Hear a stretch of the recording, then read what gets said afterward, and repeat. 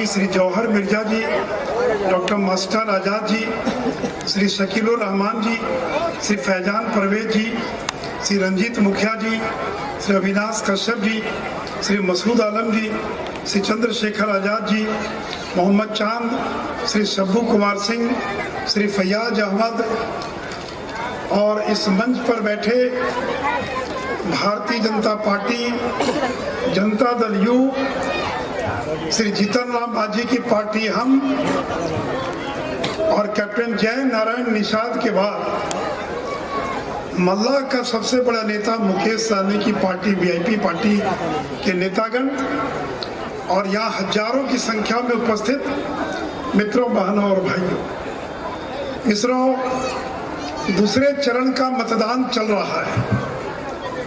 भारी मतदान हो रहा है। कोरोना का डर खत्म हो गया लोगों के मन से और अभी तक का जो समाचार है, दूसरे चरण का प्रचंड बहुमत से, 3/4 की बहुमत से बिहार में एनडीए की सरकार बनने जा रही है। मेरे मित्रों, आपने 15 साल हम लोगों को सेवा करने का मौका दिया और हम लोगों ने काम करके दिखलाया। मैं आपसे जानना चाहता हूं, 15 साल में कोई फर्क आया कि नहीं आया? कोई फर्क है कि नहीं है? कोई बदलाव है कि नहीं है? कोई परिवर्तन है कि नहीं है? पहले से जिंदगी बेहतर है कि नहीं है? मेरे मित्रों, ये जनता की आवाज है।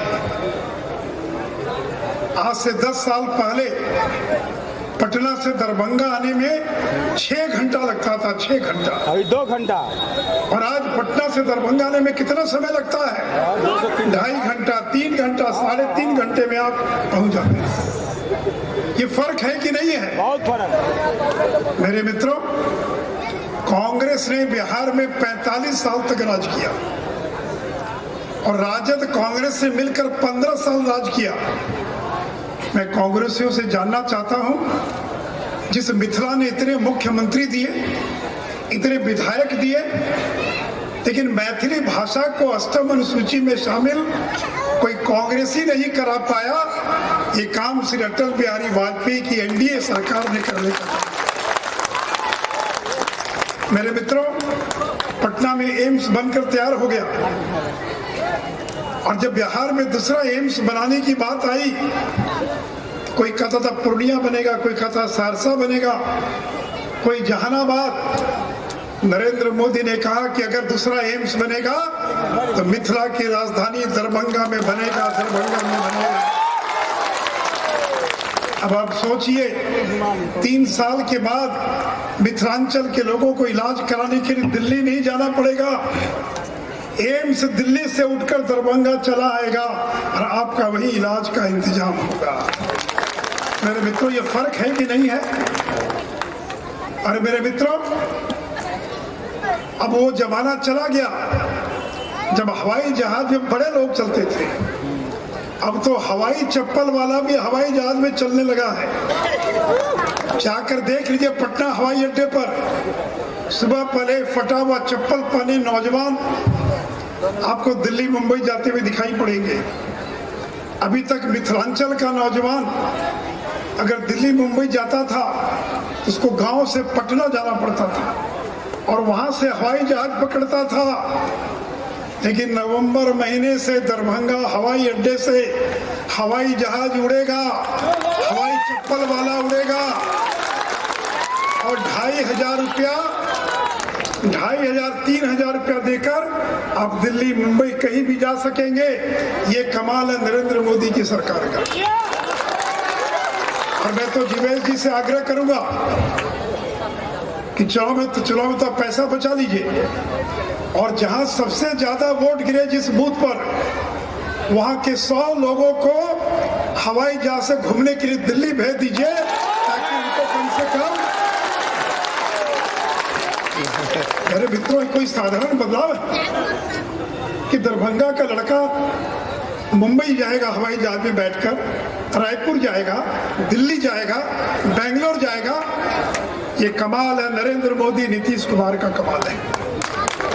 मेरे मित्रों, सड़कों का जाल बिछा दिया। अभी कोसी महासेतु का उद्घाटन किया आदरणीय प्रधानमंत्री नरेंद्र मोदी ने। 1934 में भूकंप आया, बाढ़ आई, मिथिला 2 भाग में बट गया।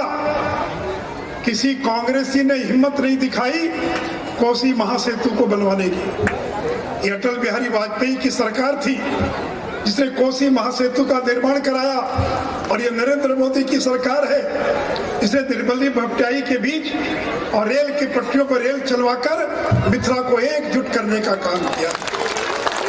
मेरे मित्रों, अरे मौका लगे तो काम करके दिखलाइए।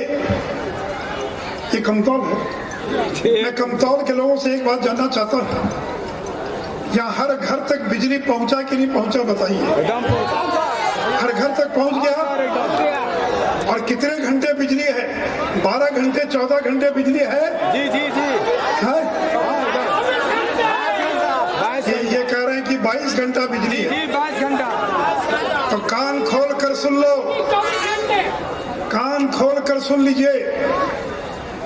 बिहार और मिथिला के बहनों और भाइयों, अगला 1 साल बीतेगा नहीं, बिहार के घर घर में 24 घंटा बिजली पहुंचा कर दिखाएंगे। कोई लोड शेडिंग नहीं, कोई जनरेटर नहीं, कोई इन्वर्टर नहीं। 24 घंटा पंखा चलाइए, एलईडी की लाइट जलाइए, ब्रेकिंग न्यूज देखिए टीवी पर। अब तो 5000 में फ्रिज आने लगा, घर में फ्रिज रखिए। ये कमाल है नरेंद्र मोदी नीतीश कुमार का, जिसने घर घर बिजली पहुंचा। मित्रों, 10 साल पहले मैं उप मुख्यमंत्री भी था। मुझे सपने में भरोसा नहीं था कि मैं कभी घर घर बिजली पहुंचा पाऊंगा। मैं गया था एक अफ्रीकी देश सीरेलियोन, आपने तो नाम भी नहीं सुना होगा, और वहां मैं गया तो मुझे लगा मैं दरभंगा में आ गया। खूब अंधेरा। मैंने नहीं सोचा था कि कभी गांव गांव में बिजली पहुंच पाएगी। मित्रों, एक चुनाव तो केवल बिजली के नाम पर जीता जाना चाहिए। एक चुनाव केवल बिजली के नाम पर वोट दीजिए। और मेरे मित्रों, अभी तो 24 घंटा बिजली पहुंचेगी घर में। अब हमारी सरकार का संकल्प है हर खेत तक बिजली पहुंचा कर दिखवाएंगे। हर खेत तक बिजली पहुंचाएंगे। 1.5 लाख बिजली का कनेक्शन मिल चुका है। आवेदन दीजिए। जो खेती के लिए, सिंचाई के लिए जिनको बिजली का कनेक्शन चाहिए, 2 साल में बिहार में एक भी खेत नहीं बचेगा। एक भी खेत नहीं बचेगा। और अभी डीजल से कितना खर्चा है? 20 रुपया 1 कट्ठा पटवन करने में खर्च आता है। और अगर बिजली से करेंगे खेती तो केवल 2 रुपया खर्च आएगा, केवल 2 रुपया खर्च आएगा। और आपसे हम कितना पैसा लेंगे मालूम है? 6.5 रुपए का बिजली, केवल 65 पैसा प्रति यूनिट आपका बिजली का बिल आएगा, फिर 65 पैसा प्रति यूनिट आएगा। मेरे मित्रों, किसान की आमदनी बढ़ेगी कि नहीं बढ़ेगी? पैसे की बचत होगी कि नहीं होगी? उपज बढ़ेगी कि नहीं बढ़ेगी? बेटा बेटी का शादी होगा कि नहीं होगा? स्कूल में, कॉलेज में बच्चों का नाम लिखाएगा कि नहीं लिखाएगा? बिजली है तो जिंदगी है, और लालटेन है तो बर्बादी है। इन लोगों को ये लगा कि जिंदगी भर बिहार के लोग तो लाठी में तेले पिलाते रह जाएंगे, बिहार के लोग तो चरवाहा विद्यालय चलाएंगे। अरे हमको मौका मिला तो हम एम्स खोल रहे हैं, मेडिकल कॉलेज खोल रहे हैं, इंजीनियरिंग कॉलेज खोल रहे हैं, और आपको मौका मिला तो स्कूल को चरवाहा विद्यालय में बना दिया। नौजवानों को कलम पकड़वाने के बजाय लाठी में तेल पिलाकर लाठी चलाने लगे, और कमजोर तबके के लोगों को दबाने लगे। ये बिंद, मल्ला, नोनिया, तेली, सूड़ी, कलवार, हलवाई, ये गरीब तबके के लोगों को किसने तबाह किया? 15 साल जिनका लाठी वाला राज था, उन लोगों ने गरीबों की जमीनों को छीन लिया, बिहार के व्यापारियों को भागने के लिए बाध्य कर दिया। आपके बगल में दरभंगा है, मैं 100 व्यापारी को जानता हूं जो किडनैपिंग के डर से बिहार छोड़कर भाग गए। और कोई माई का लाल बता दे, हमारी सरकार बनने के बाद एक भी व्यापारी को डर के मारे बिहार छोड़कर जाना पड़ा हो तो कोई माई का नाम बता दीजिए बालाओं में। हमने कानून का राज कायम किया है। दरभंगा जाले का बाजार 7 बजे के बाद बंद हो जाया करता था। डर के मारे कोई दुकानदार दुकान नहीं खोलता था। आज जाकर देखिए जाले में 9 बजे 10 बजे रात तक भी दुकानें खुली रहती है। कोई मोटरसाइकिल छीन नहीं सकता, कोई किसी व्यापारी दुकानदार को तंग नहीं कर सकता, कोई किसी गरीब को सता नहीं सकता। ये है कानून का राज। और आपको जो मौका लगा तो आपने क्या किया बिहार का? मेरे मित्रों, बहनों और भाइयों, ये नरेंद्र मोदी गरीब का बेटा है। ये कोई बड़े बाप का बेटा नहीं है। नरेंद्र मोदी का बाप चाय बेचने का काम करता था। नरेंद्र मोदी की माँ बगल के घर में बर्तन मांजने का काम करती थी। और राहुल गांधी और तेजस्वी यादव जैसे करोड़पति परिवार में पैदा नहीं हुआ था, वो गरीब परिवार में पैदा हुआ। उसको गरीबी का दर्द मालूम है कि गरीबी क्या होती है। इसलिए जब लॉकडाउन लागू हुआ, दरभंगा के लाखों लोग सूरत में, मुंबई में, दिल्ली में, चंडीगढ़ में फंसे थे। कैसे घर आएंगे पता नहीं। राजद वाले दावा कर रहे थे 3000 ट्रेन का इंतजाम करेंगे, बस का इंतजाम करेंगे। कहाँ गया ट्रेन, कहाँ गया बस? लेकिन वो गरीब का बेटा नरेंद्र मोदी 1600 ट्रेन चलवाया, 1600, और 22 लाख बिहार के गरीब लोगों को खिलाते पिलाते बिना टिकट लिए उनके गांव तक पहुंचाने का काम नरेंद्र मोदी की सरकार। कोई बता दे इस भीड़ में एक भी गरीब से टिकट का पैसा लिया गया? ये 22 लाख कैसे आए? हमारे दिल्ली के पत्रकार आकर बड़े नाराज हैं मजदूर, उनको बड़ी तकलीफ हुई। अरे जहां छठ में, दिवाली में एक बोगी में 200-200 लोग ठूस कर आते थे, लॉकडाउन के दौरान एक बर्थ पर 2-2 आदमी सोते हुए, खाते पीते हुए आराम से अपने घर तक पहुंच गया। यह है गरीब का बेटा नरेंद्र मोदी की सरकार। और मेरे मित्रों, जब लॉकडाउन लागू हुआ, लोगों की रोजी रोटी चली गई, रोजगार बंद हो गया, फैक्ट्री बंद हो गई, दुकानें बंद हो गई, लोगों के घरों में खाने के लिए अनाज नहीं था। एक गरीब का बेटा पेट की भूख को जानता है और नरेंद्र मोदी ने ऐलान किया 5 किलो अनाज हर गरीब को 8 महीने तक, यानी 40 किलो अनाज हर गरीब के घर तक पहुंचाने का काम करेंगे। मुझे कमतौर के मित्र, मुझे नहीं मालूम है यहाँ लोगों को मुफ्त में अनाज मिला कि नहीं मिला? हाथ उठा के बताइए, पूरा हाथ उठाइए। मित्रों, अगर 40 किलो अनाज मुफ्त मिला इतने लोगों को तो भी ताली नहीं बजाइएगा। अरे गरीब आदमी याद रखता है। ये बड़े बिल्डिंग वाले लोग हैं, बड़ी बड़ी गाड़ी वाले, जो ले भी लेते याद नहीं रखते हैं। तो अगर गरीब को नरेंद्र मोदी ने 40 किलो अनाज दिया मुफ्त में, तो वोट कांग्रेसी को देगा, वोट राजद को देगा, वोट किसी और को देगा? मेरे मित्रों, और नरेंद्र, अभी छठ आ रहा, छठ मैया 19-20 तारीख को छठ की पूजा होगी। नरेंद्र मोदी ने कहा कि दिल्ली में तुम्हारा गरीब का बेटा तुम्हारी चिंता करेगा, कोई घर भूखा नहीं रहेगा, हर घर में खरना का प्रसाद बनेगा, छठ की पूजा होगी और 40 किलो अनाज हर घर तक पहुंचाने का काम नरेंद्र मोदी करेगा। यह है गरीब की ताकत। मेरे मित्रों, बहनों और भाइयों, केवल अनाज नहीं दिया, 3 किलो अरहर की दाल अप्रैल मई जून हर परिवार को, और 5 महीने 5 किलो चना की दाल। और जिनको नहीं मिला छठ के बाद मिल जाएगा, कोई बाकी नहीं रहेगा, आप उसकी चिंता मत कीजिए। और एक बात और बता दें, गांव देहात में लोग जो हैं औरत को खर्चा के लिए पैसा नहीं देते कि औरत को पैसे की क्या जरूरत है। लेकिन नरेंद्र मोदी औरत की दर्द को जानता है।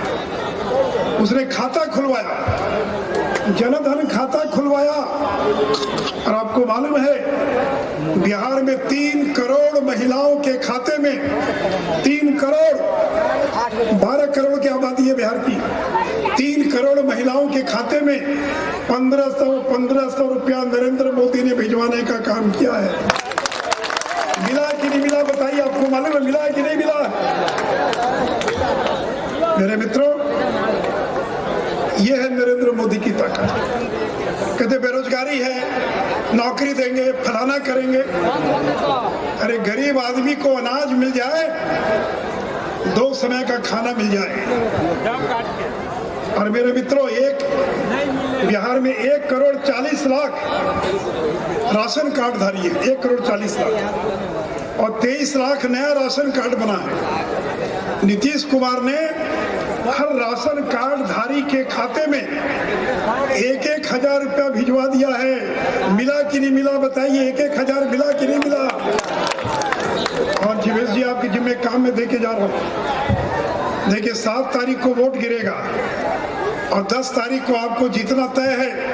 सूरज पूरब से पश्चिम उग सकता है, लेकिन जीवेश को कोई जीतने से रोक नहीं सकता। और पहला काम आपको यह करना है, 31 दिसंबर पार नहीं होना चाहिए।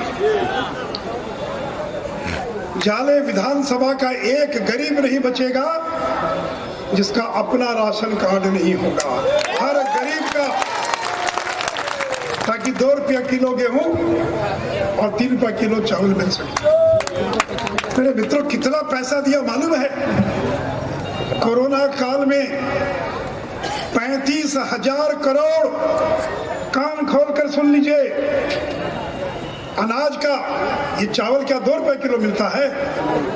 30 रुपए किलो चावल है, 22 रुपए किलो गेहूं है। 35,000 करोड़, फिर सुन लीजिए, 35,000 करोड़ नरेंद्र मोदी और नीतीश कुमार ने अनाज के मद में और नगद के रूप में बिहार के 9 करोड़ लोगों से ज्यादा की सहायता की है। और मित्रों, अभी तो बाढ़ आई थी दरभंगा जिले में। बाढ़ कोई मुद्दा है? और ये जीवेश है जिसने लगकर 6-6 हजार रुपया बाढ़ पीड़ितों के खाते में डलवा दिया।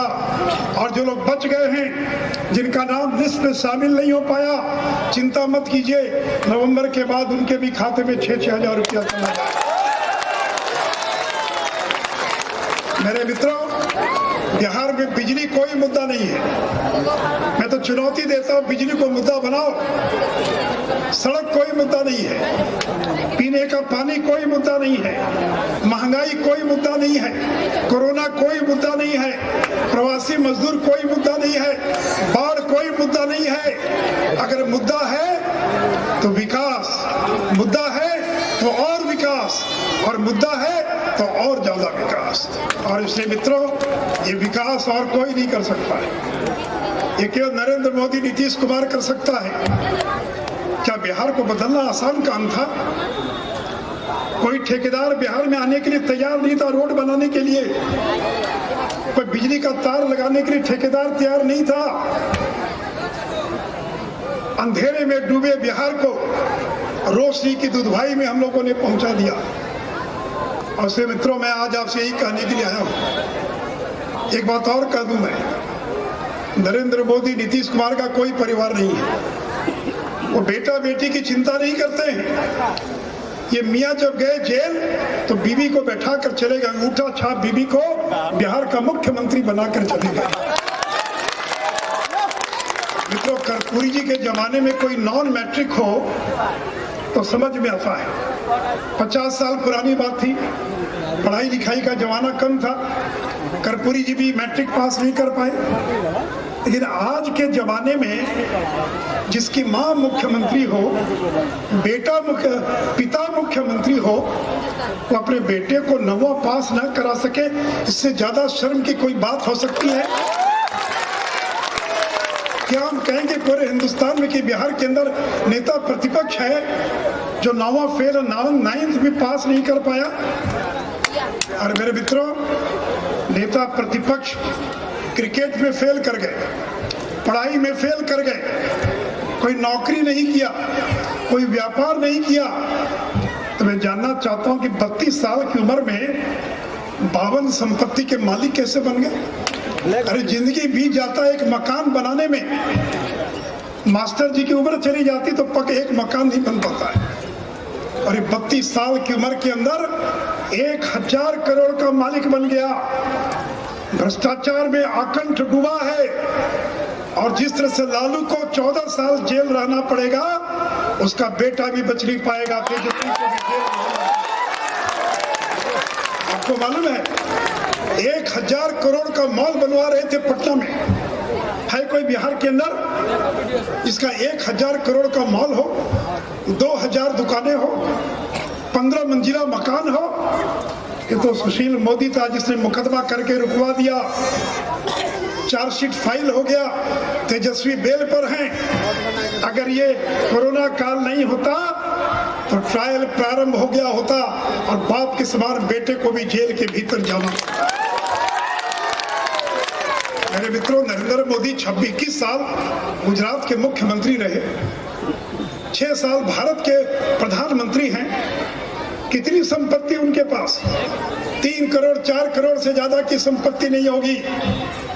और 32 साल की उम्र के अंदर लालू परिवार का एक एक आदमी हजारों करोड़ की संपत्ति का मालिक बन बैठा और जेल से पार्टी चलाते। मेरे मित्रों, ये आपको तय करना है, उजाले की जनता को, कि आपको जीवेश कुमार जैसा नौजवान चाहिए विधायक के नाते, क्या देश को बांटने वाले लोगों की तरफदारी करने वाले कांग्रेस का उम्मीदवार चाहिए? ये आपको तय करना होगा। इसलिए मेरे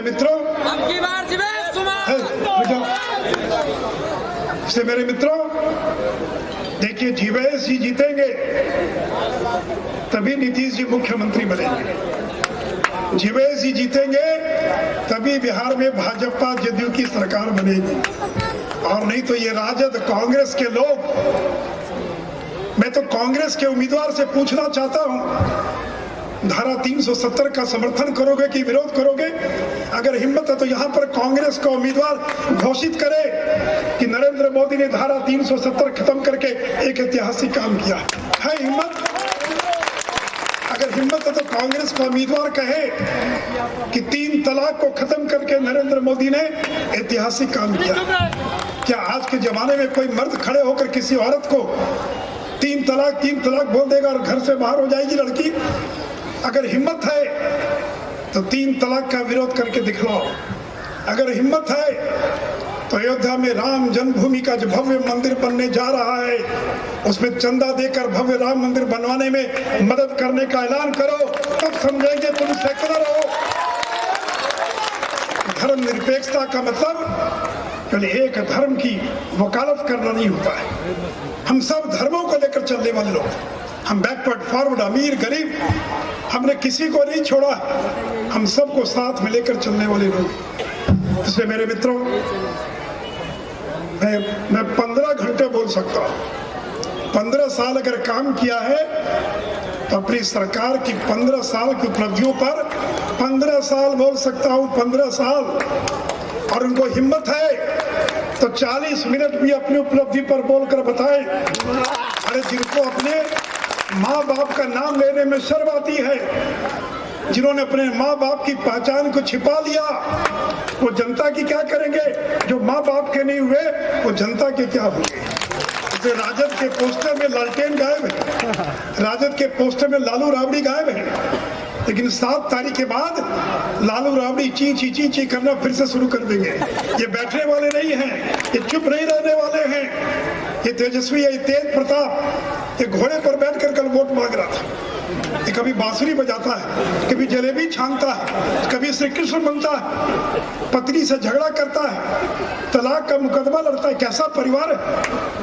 और ऐसा परिवार सीना तान कर कहते हैं कि मैं बिहार का विकास करूंगा।